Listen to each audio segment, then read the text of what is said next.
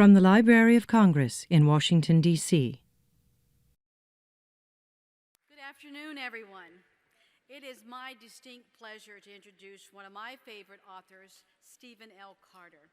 I am a devout Stephen Carter fan for many, many years, and one of my favorite books that he's written in the years past is The Emperor of Ocean Park, which is set in Martha's Vineyard, where my family and I have spent some 20-plus summers. Stephen, as you know, is the William Nelson Cromwell Professor of Law at Yale University, where he has taught for almost 30 years. His law degree is from Yale as well, and he was privileged to clerk for the Supreme Court Justice Thurgood Marshall.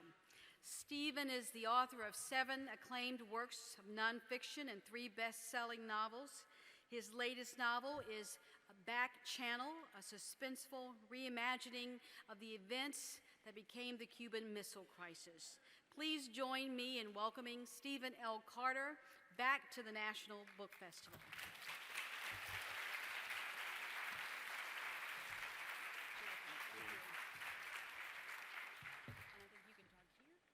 I'll be right here. Well, thank you very much, Joanne, for that lovely introduction, and thank you all for coming out. It's lovely to be back at the National Book Festival. It's lovely to be back in my hometown of Washington, D.C. Last night it was wonderful to be at the stadium. I was there to watch the Nationals come from behind victory. They're only 5 games back now. The Mets lost, so there's hope. There's hope. It really is a great joy, and I've, over the years, spent a lot of time talking about books, writing books, obviously, and when you write a book, you go on these tours, but the only part of the touring I ever enjoy is actually talking to people who read the books. And as Joanne told you, I write both fiction and nonfiction, and a lot of my nonfiction books are what my sister-in-law calls the everybody is entitled to my opinion kind of book. And the reason I mention that is when you write the kind of nonfiction that I do, you go on book tour and you go and speak to an audience, a lot of the people there are angry. And they're not necessarily angry at me. They're angry about the subject of the book. They probably haven't heard of me and haven't read the book, but they heard someone is going to be talking about. So for example, I published a nonfiction book a few years ago about the United States and war, one of the subjects I teach at Yale, where, by the way, Joanne, that was very kind of you, but I've actually taught for 34 years. This is my 35th year teaching at Yale. But one of the subjects I teach is the ethics of war, so I wrote a book about that, and you won't be surprised to learn that when I went to talk about it, there were a lot of angry people. They weren't angry at me, but they wanted to vent. They wanted to vent about things, and so they would come and they'd ask questions, what were supposed to be questions that were these speeches that go on for 10 and 12 minutes. Well, that's why it's not fun to go on nonfiction tours. But fiction is nice because the chances are if people come, they've read the book or want to read the book, or at least they're smiling as though that's the case. They're not usually angry, although with one of my earlier books I did once have someone who came to me with book signing. In fact, I think it was at Politics and Prose here in the city. Who said, "How dare you write a book about me without my permission?" One of my novels. Now, I've fallen a little behind in my writing. As some of you may know, I was ill. I'm doing fine now, by the grace of God. So I'm back to my writing again. And one of the things I'm trying to work out, I'm at work on several different novels. I'm trying to, get some of that in the Q&A period if you're interested. And one of the things I need to decide is which of those several novels I'm going to turn into my next published novel. And I'd be interested in your input about that. Today, I'm going to talk a little bit about writing, at least my writing process, and I'm going to talk a little bit about Back Channel, the most recently published novel, the one that Joanne mentioned, and then I'll be delighted to take questions or comments from you. I am, as you know, a law professor. That's a full-time job. I work very hard at it. You'd have to ask my students. One of my former students I discovered is here today. You'd have to ask my students if I'm any good at it, but I like doing it. It's a lot of fun. It's a full-time job. Writing fiction is a part-time job. Years ago, my publisher wanted to turn me into one of those people who could turn out a novel every year. And they told me, they said, you'll sell a lot more books, you'll make a lot of money, but the only way I could do that would be to give up being a law professor, and I never wanted to do that. I enjoy teaching, I enjoy legal scholarship, and I find that when I write fiction, it exercises a different part of my mind. I'm not sure what the difference is. I'm obviously no sort of neuroscientist, but it's a different part of my mind that's being exercised. I was at a writers' conference once, and an aspiring young writer asked the panel, where do your ideas come from? We were all novelists. And one of the panelists said, you should never ask that question to a writer. I don't know if any of you ever follow the Twitter hashtag 10 things not to ask a writer, which is actually very funny. Although some writers are very bitter, it turns out, so you might not enjoy reading it, I don't know. He said you should never ask that question because the only honest answer is, I have no idea. And I think that's partly true. It's hard for me as a part-time novelist to figure out where the ideas for my novels come from, except that they all tend to begin with characters I want to write about instead of with a story that I want to tell. I come up with a character and try to embed the character in a story. That's what I try to do. But it's hard for me.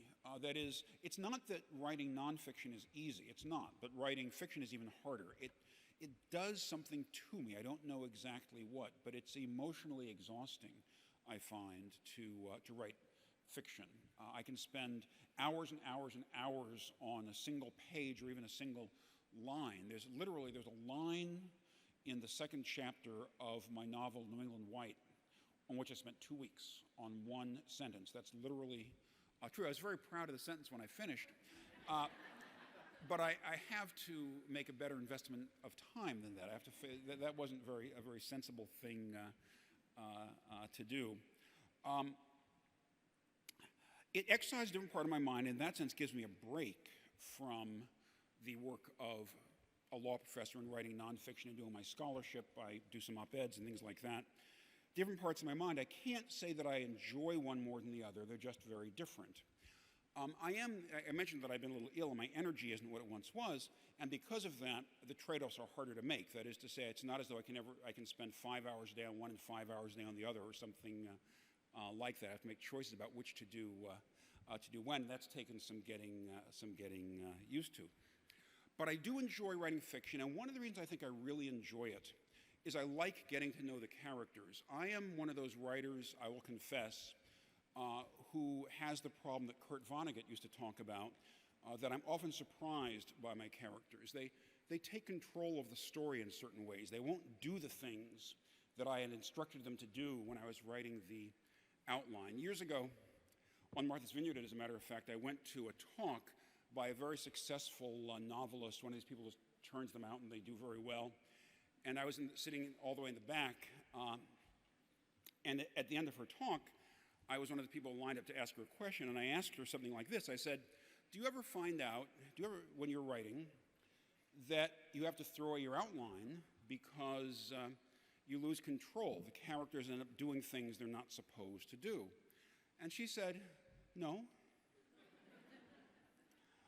And I realized that there's a reason that certain people are able to turn things out at a faster rate, because they have a kind of discipline that I suppose that I lack, perhaps because I just am too fascinated by my characters and therefore I let them get away with things the way that you might spoil a child. And my characters end up being like that sometimes. You may not know this, but in addition to the novels I publish under my own name, I've also published a few novels under a pseudonym, which I'll tell you, which is A.L. Shields. And in the A.L. Shields novels, I also had that problem, but even more so, of my characters refusing to do what it is that they're supposed to be doing, and therefore I haven't published one of them in a while. Having said that, though, I should explain further about my process, that Although the characters become unruly when I'm writing, I know that's going to happen later. When I'm first writing, where I begin is I have characters, as I said, whose stories I want to tell. With minor exceptions, they are almost always people from an earlier novel or related to people from an earlier novel. And so I ask myself, what would be an interesting story to tell? And I can almost never think of one at first. So what I do is I ask myself, if I had a novel about these characters, how would I like it to end? And this, I have no story, I have no beginning. Where would I like them to be at the end? And I tend to sit down, this is how I've written almost all my novels, I tend to sit down and write the ending. I write how I want things to come out. That's without having a story yet. Then once I know how things are going to come out, I ask myself, where could they start off that I could make an interesting story about how they got to the ending? And then I sit down and I write the beginning.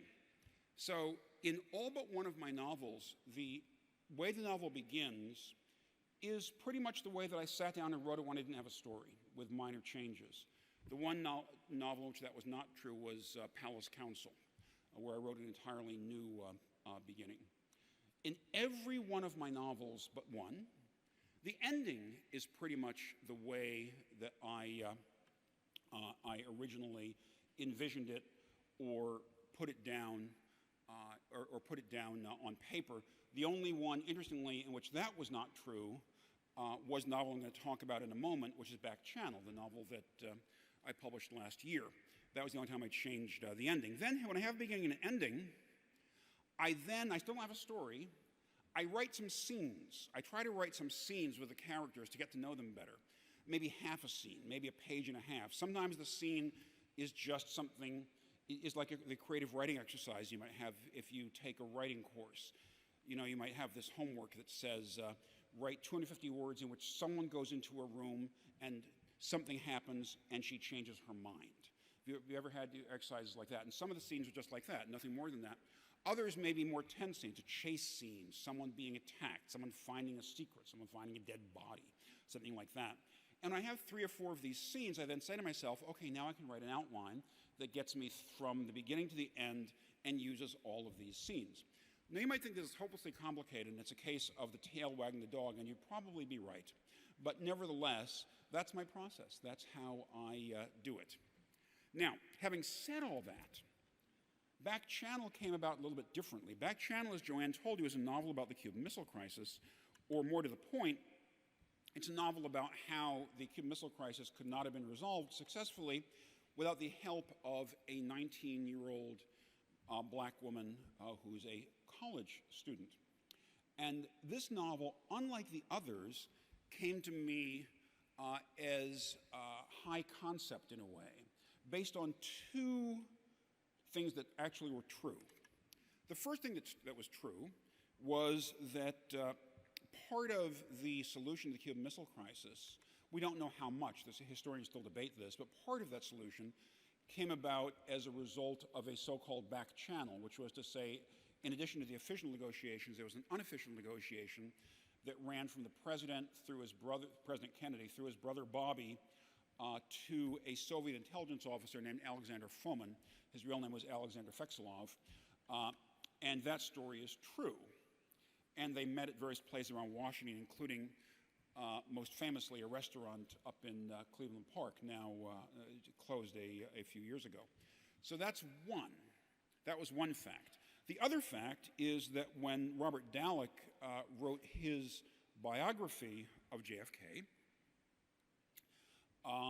about 7 or 8 years ago, he disclosed President Kennedy's affair while he was in the White House with a 19-year-old college student. And later, you may not remember, the networks made a big deal of this, and they found the college student, and she said it was true, and so on. So, but for me, the high concept is, suppose that there wasn't an affair. Suppose that instead the 19-year-old college student was the conduit to Alexander Fomin, the Soviet intelligence officer, and the affair was a cover. You add that to the 19-year-old college student being black, and I had a new story. And that was where the idea, I still had to come up with characters and write a story, but that was where the idea came from. And I kind of ran with it after that. I had a lot of fun with that. It was the second novel I've written in which I tried to write about a particular historical period, and that meant doing the work to bring that period to life. Those of you who read my novel from 2012, The Impeachment of Abraham Lincoln, might remember that there, in particular, I put an enormous amount of care into creating the city of Washington as it would have been at the time of the events, the imagined events in that story, which was 1867. I worked so hard on getting, in that novel, on getting not only the sounds right of the city, even the smells right of the city. Even, I wanted to get the city right to the extent that if I describe a scene that was where two people were sitting on a porch, I wanted what they could see from that porch to be what they really would have seen from a porch at that location in 1867. That was very hard work, but it's also the kind of work I was accustomed to because in addition to being a legal scholar, my formal academic training is in history, and so that was actually a lot of fun, although the work was hard. And so in doing Back Channel, also set mostly in Washington, D.C., footnote, it also takes place in, among other places, Ithaca, New York, and Bulgaria.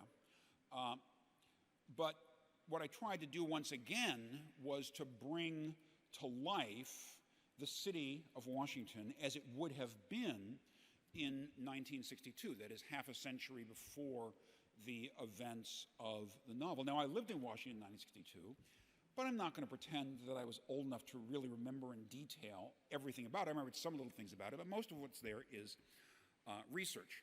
Now, when I sat down and decided to write a book that involved the Cuban Missile Crisis and involved this young black woman who I think I rather cleverly found a device to put her in the midst of the story, because you're probably sitting there saying, why in the world would a 19-year-old kid be at the center of the story? Well, you have to read the novel to find out why she was, and maybe you'll be persuaded, I hope so.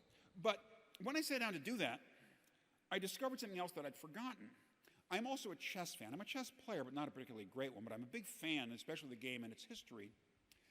And in 1962, during the Cuban Missile Crisis, the chess Olympiad was taking place in Varna, Bulgaria. And heading the U.S. chess team, the Olympiad, each country has a team of players and they play each other for a month and so on. Heading the U.S. team was a 19-year-old genius named Bobby Fischer.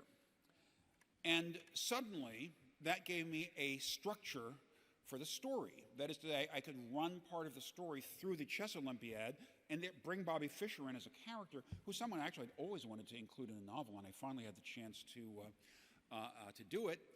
And then I had a story, added in some bits and pieces of characters from my other novels, and the story kind of wrote itself after that. And I want to emphasize, in that sense, writing Back Channel, while it wasn't easy, was much more straightforward than writing my other novels. I wrote it much more, I think, as a traditional novelist would, as opposed to through the structure that I mentioned before. Now, having said that, I'm going to say one other thing about my novels, and then I think I'll stop and take questions that you might have. When people talk about my fiction, there are different things that they call it. I've heard my novels called thrillers, and I always appreciate that as a compliment. I've heard them called mysteries, which I also appreciate as a compliment. I've heard them called multi-generational family sagas, which I really appreciate as a compliment. But I don't think they're any of those things. They're just entertainments. I'm not writing to make a point. Reviewers are always accusing me, whether in a friendly or unfriendly way, of making a point. They always talk about there's this social commentary, they always say, and things like that in my novels. I'm not sure exactly what that means. I'm not writing to make an argument. I'm not writing to tell people the way things are or should be. I'm writing because it's fun to write. It exercises a different part of my brain. And I'm writing because apparently my novels entertain people. That is to say, when people stop reading them, I'll stop writing them because no one will publish them. But as long as people will read the stories that I write about these characters whom I really love, then I will keep on writing them until the day that I die. So I think I'll stop there and take questions and comments that you might have, if any. I understand there's microphones. I can only sort of see them because of the light. So if you have a question, please come up to the microphone, and I'll just go back and forth. Yes? Hello, again, Professor Carter. I told you one of my former students was here, and Right. here she is. I can testify to the whole audience that he's much more enjoyable as a writer than a law professor. I don't know quite how to take that, but all right. Well, I've always thought he was most akin to the terrifying professor in the Paper Chase, if you ever saw that movie. I hope not, but all right, go ahead. All right, perhaps you never thought about this, perhaps you have, but I was wondering if, in some way, conscious or not, the characters and the lives that you take on and develop in your books have any relationship to your perspective on jurisprudence, either in some sense that indirectly they would benefit from changes that you think ought to happen based on your work, or you see them as people whose lives, in a positive way, squarely fit within existing structures in the law? That's a really good and a really hard question. I'm going to answer part of it. I may not be able to answer all of it. I give you three small and different answers to that. First, only once in my novels have I actually tried to imagine legal argument, to set it out as actual legal argument, and that was in the impeachment of Abraham Lincoln, the second half of which is this hypothetical imagined impeachment trial. And there I worked very hard to put legal arguments, including constitutional arguments, in the mouths of the lawyers and other participants in the proceedings. But I don't know that I did so in any sense trying to model my own views. But it's funny you ask that, because when that novel came out in 2012, I got a number of questions on tour about what current controversies I thought the novel might be applicable to, and I didn't know how to answer that. I said it was interesting that people wanted to do that. Having said that, let me go back and I said I'll give you three small answers. Of course, my work is necessarily informed by what I do and by what else I know. I wouldn't say that I try actively to associate my fiction with my jurisprudence, but I'm sure there must be an association. I'm sure if somebody sat down to write a paper, I don't know anybody would, but if somebody did and they were trying to look at some of my articles and books of nonfiction and look at my fiction, they could find these parallels, I suspect. Which leads me, in a way, to my third point, which isn't quite what you asked, but which I want to answer anyway. I said that the novels are entertainments, and they're works of the imagination. And the reason I emphasize that is, remember I told you the story a few minutes ago about, or I mentioned a few minutes ago, the woman who came to me on book tour and said, "Why did you write a novel about me?" I sometimes get questions that go something like this. I have written two novels that are told heavily from the point of view of a woman rather than a man, and people say, "Well, how can you do that? You're a man." I've had people be very outraged about that. And I appreciate and understand, I think, the outrage, but I think that when that question arises, I, as a novelist, look at the world slightly differently. Everything in the novel is invented.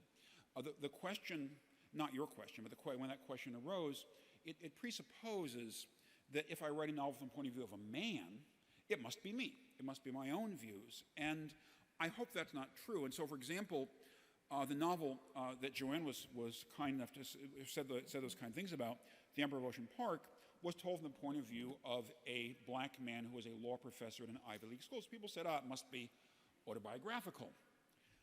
Why else would he have written that? And I cringed to hear that because I didn't myself find the narrator of The Emperor of Ocean Park particularly admirable, which is to say there were things about him that I liked, but there were a lot of things about him I didn't like.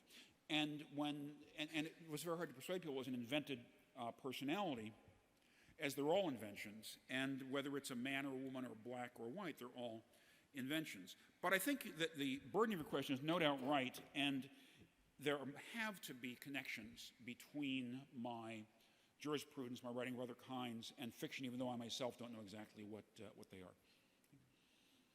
Yes? Yeah, just a question. I'm almost nervous to ask this based on what you said earlier, but I was wondering, have you ever gotten in a situation where you're writing a novel and you run into a situation where your plot just kind of like grinds to a halt and you don't know how to like take it forward? And if so, I mean, what do you do to break the logjam? I mean, and part of what informs my question is, you know, when I've been doing my writing, I've never belonged to a book club. It's always just me alone in my room, which may be part of the problem. But anyway, I'm wondering if you could maybe give us some insight on how do you break a logjam like yes. that? To the question, do I ever run into situations where the plot just seems to break up and not make sense anymore as when you think about it? And according to my critics, all the time, I run into that. But sure, everybody has writing blocks. The one advantage I have when I have writer's block is I can do something else. That is, I can say, you know what, the thinking cap isn't working for the novel right now, and so I'm going to go work on my nonfiction book, or in this article for a law review, or do some more research for my teaching day after tomorrow, or something like that. So I can always find some other intellectual activity that will take hold. But every writer suffers that, and I've talked to some of my friends who are writers about it, and some of the better writers I know tell me that when they have writer's block, they just write through it. It's the old Graham Greene idea. You know, Graham Greene's theory was you should write this for the same number of hours every day, whether it's a blank page after that number of hours or whether you've got 20 pages. You should say, I will sit at my typewriter, he said, for that period of time. And I understand that, and most writers I know who are serious are like that. They will fight their way through this, and it is a fight. It is, you know, writing a novel, as I said, is hard. You're wrestling all the time with so many different strands and trying to get these unruly people to do as they're told, only to find out it's kind of like you have a little Rube Goldberg problem. You know, that you fix this thing over here and something's popping loose over there. But really, I don't think there's any other solution but that. There's either you can work on something else that also stimulates your mind, or you can write through it. Now, I know people who say, that's when I like to take a walk, that's when I go swimming, that's when I do this or that. And those strategies may help also.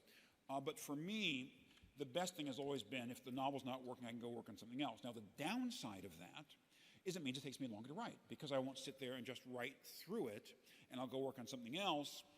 And then by the time I get back to the novel, I will want to do what Francis Ford Coppola called the cardinal sin of writing. I want to go back and look at page 1 again to make sure that it's right. You know, Francis Ford Coppola was famous, still is, I suppose, around Hollywood for writing these screenplays really, really fast. He could write a draft of a 90-page screenplay in 2 weeks. And people said, how do you write them so fast? And he said, because I never change it. That is to say, when I'm on page 2, I never go back and look at page 1. He said, you write the whole thing, no matter how bad it is, then go back and try to make your changes. He says, once you stop and say, wait a minute, maybe I didn't have that right on page 1, you'll never get to page 2. And I have that problem a little bit. I am an inveterate tinkerer. I will go back and look and go back and look and say, what if I did it that way instead of this way? And that's really bad for writing. It's not the same as a writer's block, but it has the same effect. Yes? So I want to play a little bit with an idea. You say you write to entertain others, but is it really entertainment, or is it work when you're writing a book? Or is it, like most work, like being a law professor, something you love to do, so it doesn't seem like work, even though other people watching you would insist it's a lot of work? Well, that's a complicated question. Let me just answer very briefly the second part and then the first. I think that most novelists would say that when they are writing, they hate it. They love being a novelist. The people who love, I've heard this so many conferences over the years, that people who say they love being a novelist, they really mean they like writing the end. That's the part they love. Or seeing the book come out. But the rest of it, it's drudgery. It's awful. There is no reason to do it, except that sometimes you have to do it. Sometimes you have no choice. Anna Devere Smith once said that the only people who should become actors are people who, when they are acting, there is something that happens to them, something that comes out of them that never comes out on any other occasion. Therefore, that thing would otherwise always be inside them. So they're the only people who should act. That's who should write, because it is absolute drudgery. It's horrible. it is a lot of work. When I say I write to entertain, I don't write to entertain myself at all. I work really hard and often in ways that are quite exhausting. My wife would say injurious to my health, because I like to entertain. Because people, then when they come out, people come and they smile. And I like that part. So I do a lot of work to get those smiles. You need only to keep smiling or I won't be able to do the work anymore. Yes. So I learned today from your comments, I did not know that you wrote under a pseudonym. Can you talk about why you have done that and what the difference is between writing as Stephen L. Carter and writing as A.L. Shields? Why did I write under a pseudonym? Because I don't know the complete answer. The best I can tell you is that I went to my agent and we started talking about what would happen if, in addition to my other works, I decided to write what we labeled, and this wasn't meant as a criticism, but a more conventional thriller was the way that we put it. By which I think she meant something short that people would be able to read and not have to go through these long convoluted paragraphs and plot twists and so on. I think that's what she meant. She was trying to be nice. And so, but on the other hand, it would, by doing that, it would strip away a lot of, remember I told you people I was talking about the social commentary? So I'm going to strip all that out. You know, they say never mention other writers when you're giving a talk because people go by their books instead of yours. But I love Elmore Leonard's line that I leave out the part readers skip, he said. That's the secret, he said, the part readers skip. And I really wish I could do that. I wish I had the discipline to leave out the part readers skip. My editors try to cut out the part they think readers will skip, but I usually fight and keep some of it in. So I tried to write these novels that would leave out the part readers skip. They were not my most successful novels. They didn't sell all that well, but writing them was kind of fun. And again, maybe that was yet a third part of my brain I was exercising. I don't know. I suspect I'll probably write more of them under that pseudonym or under possibly another one. Thank you, and I'm glad you mentioned Graham Greene. He's one of my favorite writers. Oh, good. Hi, good afternoon. I've read a number of your books, but I thank think you. I that appreciate my favorite is the one on civility. And because we are about to go into an election cycle, and we're going to need a lot of civility in that, would you mind giving the audience just a brief overview of what that book is about? Well, first of all, I'm glad you mentioned that.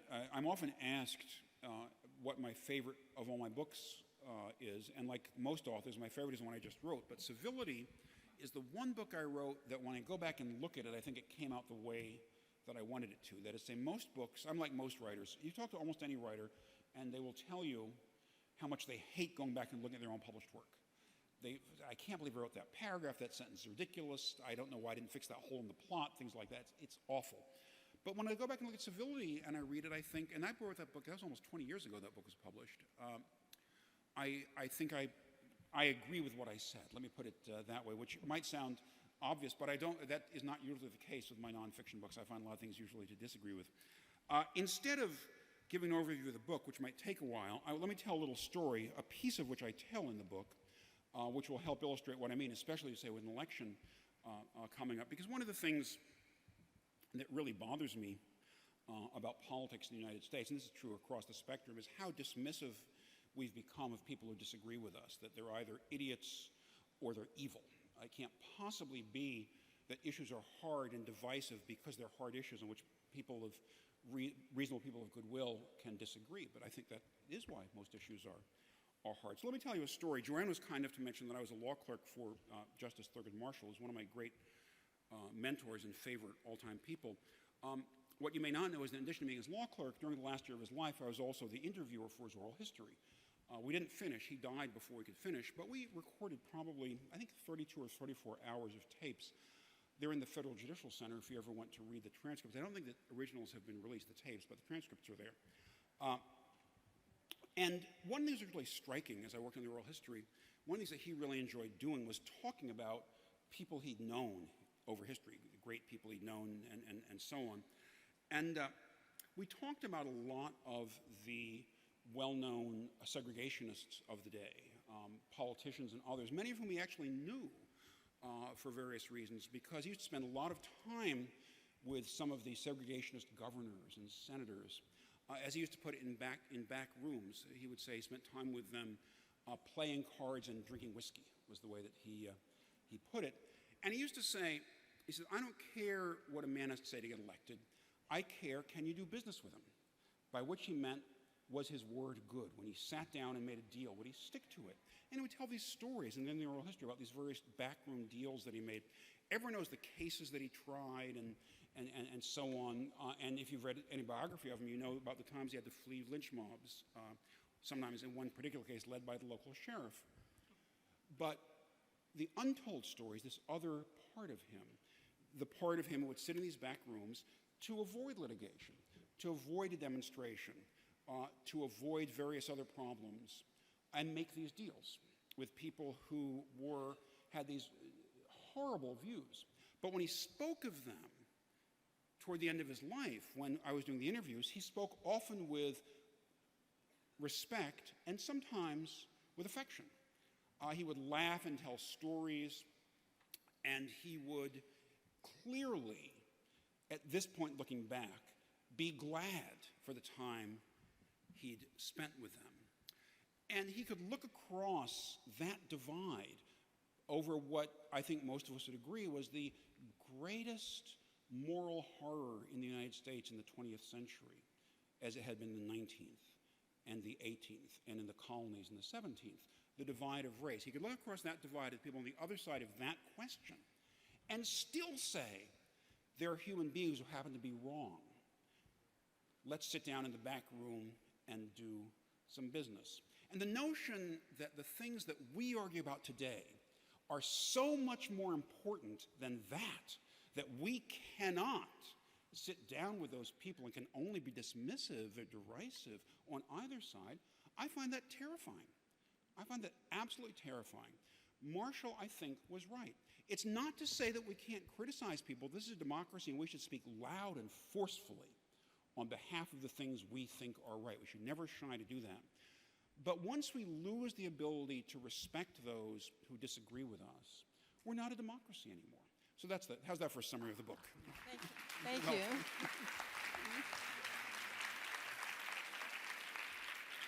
I think we only have time for a couple more questions. They're going to shove us out of the room in a minute, so let's keep these last few very, very short. Thank you, Professor Carter. One of the things you said at the end of your organized formal remarks was hugely interesting to me, which is that something to the effect of you will stop writing when we stop reading, when the readership stops reading, a keen awareness of the relationship to the audience. And perhaps you've partly answered this question in what you just spoke about in terms of civility, but no law professor has ever said, I will stop writing when they stop reading.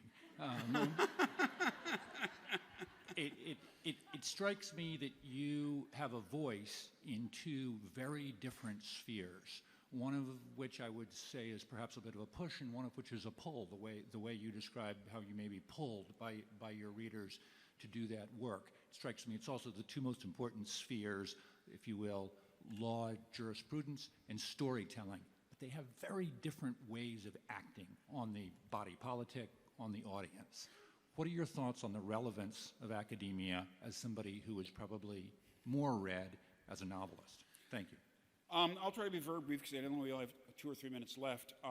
One of the things that scares me about the academy, about college universities generally, is they're becoming less relevant, which is to say, don't get me wrong, I don't think that everything that happens that professors do has to be practical. I think there's an enormous space for abstract theoretical work, for people digging up old civilizations that most people will never know or care about, or finding subatomic particles that won't have any effect on our lives, for coming up with abstruse philosophical theories because they make sense, not because they're going to change the world.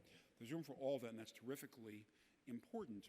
Nevertheless, at the end of the day, the traditional function of so-called liberal education is to prepare young people for life, for responsible life as adults in a democracy. And I worry that in that sphere, we're becoming less relevant and not more. But I also worry that literature is becoming less relevant. The reading tastes of the public are changing a lot. People like things that are shorter and less complex. I enjoy things that are short and less complex also, but I think there's a room also for more complex reading. it's quite striking to me that someone like, say, John Updike, his last few novels didn't even make the New York Times bestseller list. He wrote novels of enormous depth and complexity, and I think that's really unfortunate. I'm troubled that someone like Toni Morrison is selling fewer novels than she used to when one comes out, because again, she writes with this beauty and depth and complexity. And the reason that matters is that reading complex literature, reading things that are hard to get through and make us think, stretches the mind, and stretching the mind is also really important, I think, to adulthood and to citizenship. One reason I'm so glad to see all of you here today is precisely because people who come to a book fair tend to be the kind of people who are not afraid of complexity, who want to talk about literature, read literature, think about literature. And so as long as book fairs get big crowds, I think we're in good shape. When you all stop coming, put aside whether you read if no one ever reads another one of my books, when people stop going to book fairs, they don't want to hear from authors, they don't want to read books that are hard, then I think we're in serious trouble. I think you're going to have the last question. It's got to be real short. Thanks, Professor Carter. Just a brief question about how you started writing fiction. You know, were you always a reader? Is this something that you've always wanted to do? Were you yanked in? Just curious. I started writing fiction when I was a little kid in Washington, D.C. That's a true story. I went to Margaret M. Amadon Elementary School in Southwest Washington, and I lived about 2 blocks away. And in between Margaret M. Amadon Elementary School and my house was an apartment building with a little store in the basement, or I guess nowadays it would be called a convenience store. And this is going to tell you how old I am now. I got my allowance on Fridays. 25 cents was my allowance. And that's not the part that'll tell you, for all you know, my parents didn't have any money. No, this next part, they'll tell you how old I am. So when I got my allowance, when school got out at 3 o'clock or whatever time it was, I would stop at the little store on the way home. And with that 25 cents, I bought a comic book, baseball cards, and for 10 cents, a little notebook that it was only like 8 pages, about this big. I think it might have been spiral bound, but I can't remember if it had some other kind of volume. It was 4 pages. And I would take this notebook home, and I would spend the weekend writing what I called my stories. And the stories would be, you know, about dinosaurs conquering the earth and defeated by a little boy from Washington, D.C. Aliens conquer the earth, they're defeated by a little boy from Washington, D.C. Steven Spielberg stole all his material from me, as a matter of fact. I would write these stories, and they were terrible. They had no punctuation, you know, no paragraph breaks, but I always loved it. And every job I've had that I've liked has involved in some way writing. One of the things that attracted me to being a law professor as opposed to being a legal practitioner, I obviously admire legal practitioners and I train them, but one of the things that attracted me to being a law professor was I could write about the subjects I wanted to write about, and the writing attracted me. When I was an undergraduate, I spent all my 4 years undergraduate, working very hard at the student paper, which I was a columnist and became the managing editor, and it was the writing that I enjoyed. Everything I've done, I've liked to write. Fiction, nonfiction, whatever it is, I just like writing, and I always have. Thank you all very much, and God bless you.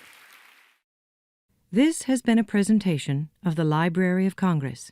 Visit us at loc.gov.